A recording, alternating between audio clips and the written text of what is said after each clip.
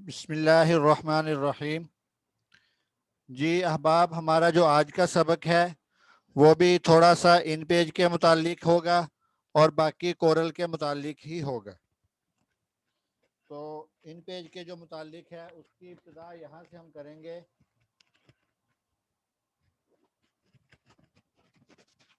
कि आपने कोई भी इन पेज में इबारत लिखी है और उस इबारत को आपने सेव कैसे करना है।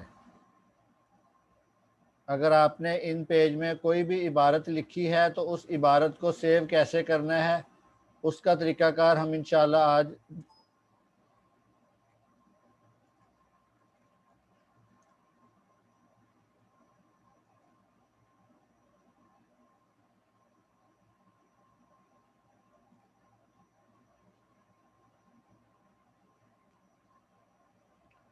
अब ये इबारत है, यहाँ से हम थोड़ी सी इबारत कॉपी कर लेते हैं। ये इबारत अब हमने अपने पास लिख ली, ठीक है।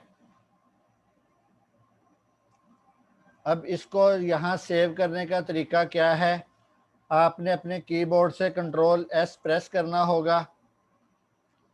ये यूँ आपके सामने डिस्प्ले आ जाएगा। यहाँ आपने अपनी फाइल का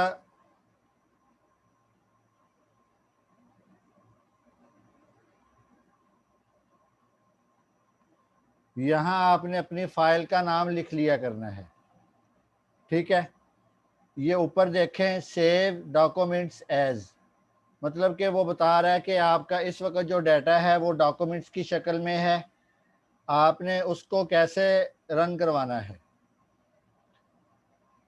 यहाँ से आप माई कंप्यूटर पे आ जाएं और जहाँ आपने अपनी ड्राइव में इसको सेव करना है उस ड्राइव पर चले जाएं। अगर आपने डेस्कटॉप पर ही सेव करना है तो यहाँ से आप डेस्कटॉप पर क्लिक कर दें, और अगर आपने किसी ड्राइव वगैरह में सेव करना है तो उस ड्राइव में चले जाएं और यहाँ इस फाइल का नाम लिख दें। कोई भी आप नाम ABCG कुछ भी आप नाम लिख सकते हैं, या जिस काम के रिलेटेड आपने फाइल तैयार की है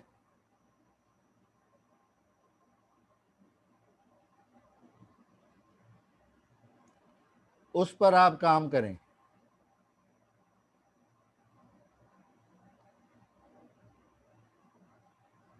जिस जगह पर आपने जो वर्क आपने करना है उस वर्क पर आप काम करें और यहाँ उसके रिलेटेड कोई भी नाम लिख दें। नाम लिखने के बाद अब आपने क्या करना होगा, इसको सेव कर देना यहाँ, ठीक है।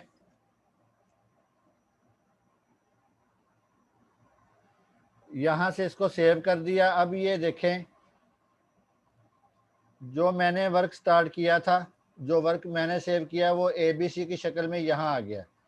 अब अगर मुझे दोबारा इस वर्क में एडिटिंग की ज़रूरत है तो मैं इसको यहाँ से इसको ओपन कर लूँगा और यहाँ मैं मज़ीद अगर इसमें कुछ मैंने कंपोज करना है तो वो मैं मज़ीद यहाँ कंपोज कर सकूँगा। जैसे जैसे आप कंपोजिंग करते जाएं साथ साथ कंट्रोल एस प्रेस करते जाएं। जब आप कंट्रोल एस प्रेस करेंगे तो ये ऑटोमेटिकली अपनी इस फाइल में सेव होता जाएगा। ये देखिए, अब ये यहाँ तक है। इसके बाद हमने कुछ भी लिखा, ठीक है, ये हमने कंट्रोल एस कर दिया, इसको हमने ऑफ किया। अब जब दोबारा ऑन करेंगे तो ये देखिए, ये अब जहाँ तक मैंने सेव किया था वहाँ तक अब सेव है। अब इसको मैंने ख़त्म करके सेव किया तो ये देखिए, अब ये वहाँ तक ही सेव है जहाँ तक हमने पहले छोड़ा था। एक बात और जहन में रखिए, ये बात नोट भी कर लीजिए कि जब भी आपने पुरानी फाइल में काम करना है तो फिर आपने न्यू पेज नहीं लेना। न्यू पेज से मुराद ये वाला पेज होता है, ये वाला जो अब आपको डिस्प्ले पर नज़र आ रहा है। जब आपने पुरानी फाइल पर काम करना है तो आपने न्यू पेज नहीं लेना, ठीक है। जब आप न्यू पेज लेंगे ना तो उसका नुकसान क्या होगा वो भी मैं आपको दिखा देता हूँ। अब ये फाइल मैंने यहाँ ओपन की। अब जब हम पुरानी फाइल पर काम कर रहे होंगे तो यहाँ हम कंट्रोल एस करते जाएंगे, वो सेव करता जाएगा, ये देखें, ठीक है। अब इसकी पिछली जो फाइल है वो सिफर की सिफर है, उस पर कुछ भी नहीं लिखा गया। तो इस तरह बाज़ दफ़ा काफ़ी सारा नुकसान हो जाता है, हम काफ़ी सारी कंपोजिंग कर लेते हैं लेकिन हमें वो बाद में या मिलती नहीं या हमसे सेव नहीं हो पाती। तो इसलिए इस चीज़ का खुसूसी ख्याल किया करेंगे आप।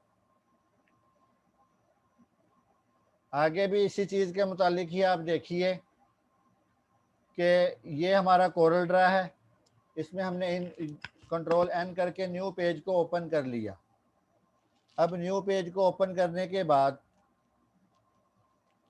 यहाँ से हम वही पुराना तरीक़ाकार, ये हमने यहाँ डाटा पेस्ट कर लिया, ठीक है। अब ये देखिए डाटा मेरे सामने है और काफ़ी बड़ा है।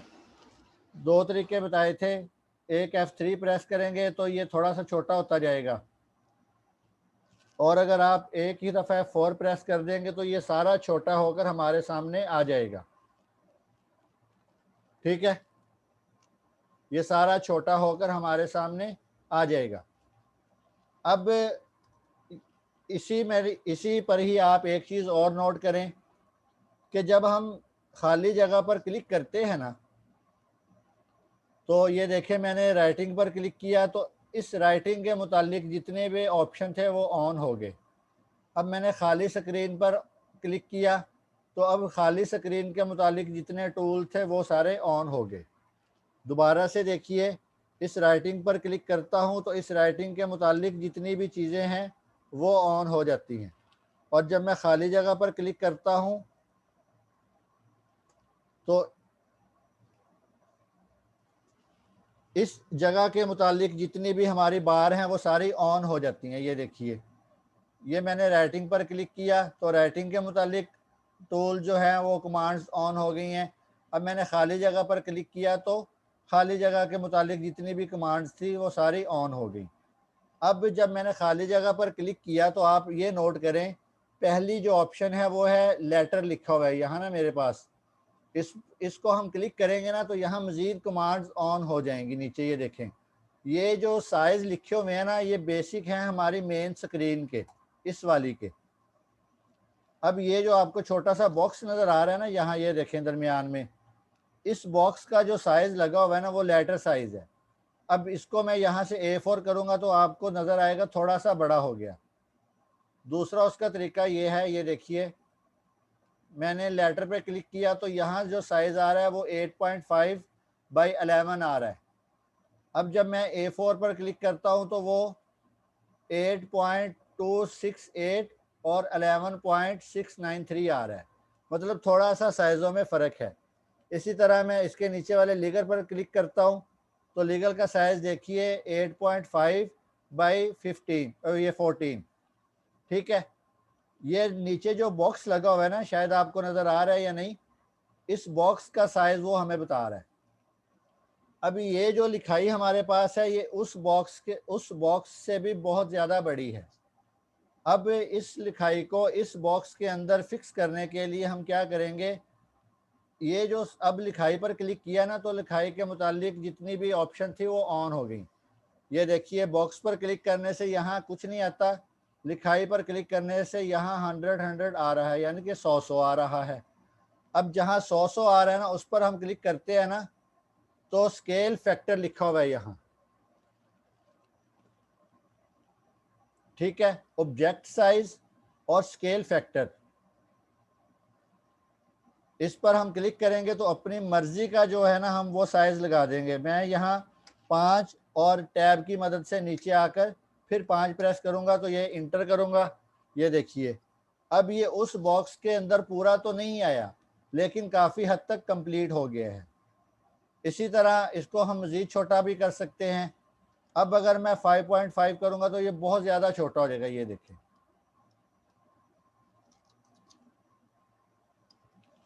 दूसरा इसका तरीका ये है कि आपने ये बॉक्स लगा दिया, अब इसको आप क्लिक करें और अपने कीबोर्ड से शिफ्ट का बटन प्रेस करें।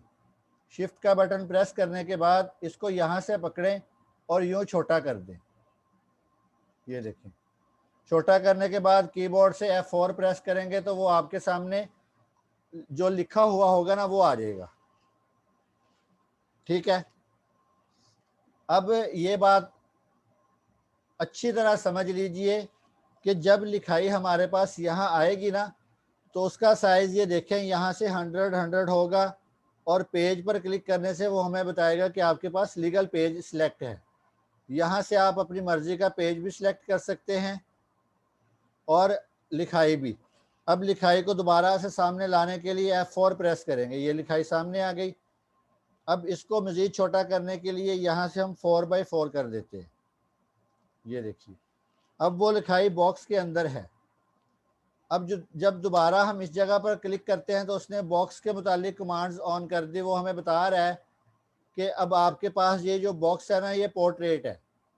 अब आगे वाले पर क्लिक करते हैं तो वो बता देता है ये लैंडस्केप है। अब लैंडस्केप पर क्लिक करते हैं तो बॉक्स का साइज़ इस तरह हो जाता है, मतलब चौड़ाई ज़्यादा हो जाती है और लंबाई कम हो जाती है। जबकि पोर्ट्रेट पर करते हैं तो हाइट जो है वो ज़्यादा है और जो इसकी चौड़ाई है वो कम है।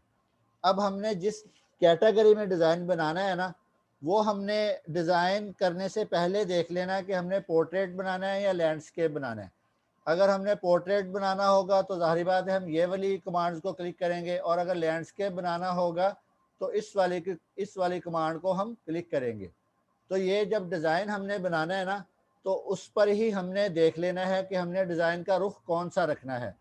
एक डिज़ाइन का रुख होता है जैसे हमारी आम एलसीडी होती है इस तरह, और एक डिज़ाइन का रुख होता है जैसे हमारे मोबाइल होते हैं। ये सिंपल आसान लफ्ज़ों में आपको समझा रहा हूँ।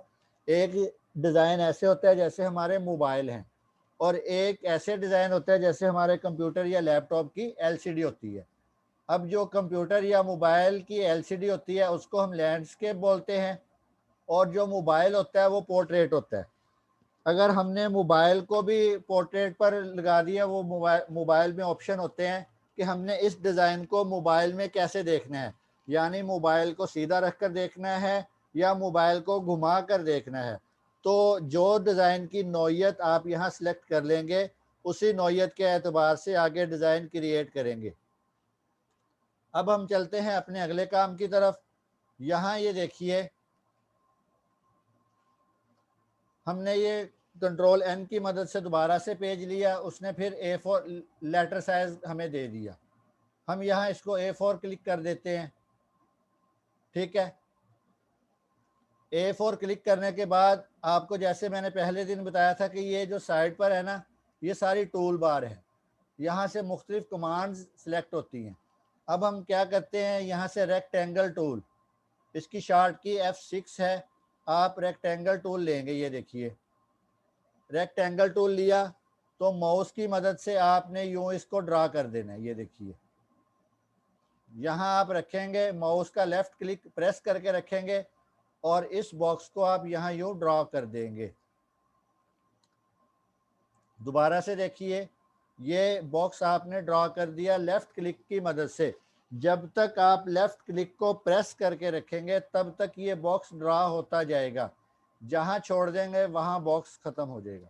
ठीक है, अब जो हम इब्तदाई तौर पर काम करवाते होते हैं उसमें दो चीज़ों को मद्देनज़र रखा जाता है। एक तो ये कि स्टूडेंट्स को साइज़ के मुतालिक आगाही हो जाती है, और दूसरा कुछ ना कुछ डिज़ाइन भी बना सकता है। अब जो सबसे पहले हम करते हैं, यहाँ से हम एक अपनी मर्ज़ी का साइज़ ले लेते हैं। यूँ इसको आप 4x6 कर दें। 4x6 किया, ये हमारे सामने 4x6 का बॉक्स लग गया। ठीक है, और इसी तरह हमारे पास इन पेज में ये वाली लिखाई हुई है। अब आप यहाँ से गौर करें कि ये लिखाई जो है इसका रुख और है, और ये जो हमने बॉक्स बनाया है ये इसका रुख और है। अगर हम लिखाई को बॉक्स के रुख पर करते हैं तो हमें बॉक्स चेंज करना पड़ेगा, और अगर हम बॉक्स को यूं ही रखते हैं तो फिर हमें लिखाई चेंज करनी पड़ेगी। अब लिखाई चेंज करने के लिए हम क्या करते हैं, यहाँ क्लिक करते हैं और इंटर की मदद से यूं नीचे आना शुरू हो जाते हैं। ये देखिए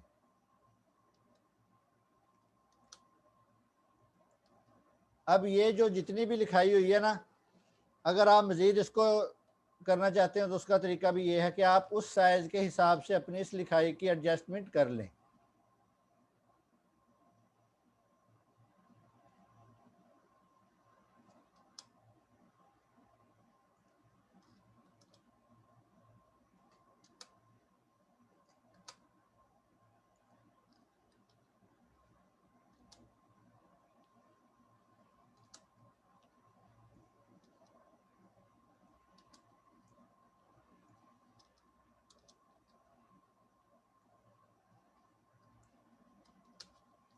अब ये लिखाई उस डिज़ाइन के हिसाब से हमने एडजस्ट कर ली। यहाँ से अब हम क्लिक करेंगे, वही कॉपी वाला तरीका, यहाँ पेस्ट कर देंगे और जब लिखाई यहाँ आ जाएगी तो ये देखें लिखाई क्लिक है, यहाँ से हम 5x5 कर देंगे।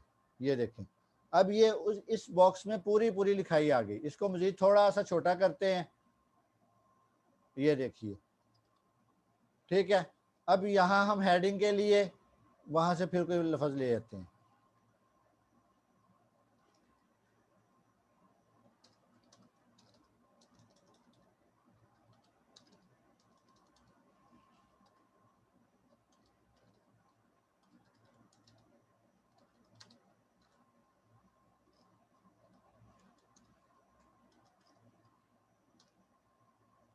इसका फ़ॉन्ट चेंज कर देते हैं और ये देखिए,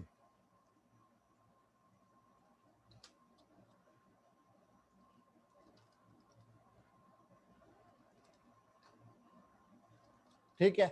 ये यहाँ तक अब हमने एक काम कर लिया है। एक तो ये कि हमने ये साइज़ लगा लिया, दूसरा ये कि हमने अपनी मर्ज़ी से लिखाई इसमें लाकर पेस्ट कर दी और लिखाई भी पूरी आ गई और हमने जो उन्वान देना था वो उन्वान भी हमने दे दिया। अब आगे जो करने वाला काम है वो ये है कि अब हम चाहते हैं कि उन्वान का कलर और हो, नीचे वाली इबारत का कलर और हो, उससे नीचे वाली इबारत का कलर और हो। तो उसका तरीका क्या है, आप उन्वान पर क्लिक करेंगे तो कलर सेलेक्ट करेंगे तो ये देखिए ये रेड कलर आ गया। इसको आप ग्रीन कलर करना चाहते हैं तो ग्रीन कलर कर दें। अब आगे क्या है, आगे आप क्लिक करते हैं, आप चाहते हैं ऊपर वाली इबारत का कलर और हो और नीचे जो अरबी की इबारत है इसका कलर और हो। अब आप क्लिक करते हैं ना तो ये देखिए ये सारी इबारत पर रेड कलर हो जाता है, ये सारी इबारत पर रेड कलर हो रहा है, जबकि हम ये चाहते हैं कि ये इन तीनों जगहों का मुख्तलिफ कलर हो।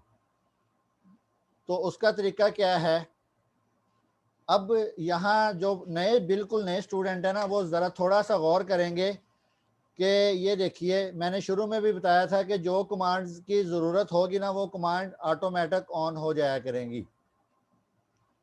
अब यहाँ आप देखिए जब मैंने इस लिखाई पर क्लिक किया तो ऊपर ये कमांड्स ऑन हैं, ये साइज़ वाली कमांड है, ये भी साइज़ वाली कमांड है। ये आगे आखिर में आप देखिए अनग्रुप ऑब्जेक्ट और अनग्रुप ऑल ऑब्जेक्ट, ये दो वर्ड लिखे हुए हैं। ये जो पुराने वर्जन है ना ये देखिए ये कोरल 9 में इस तरह है।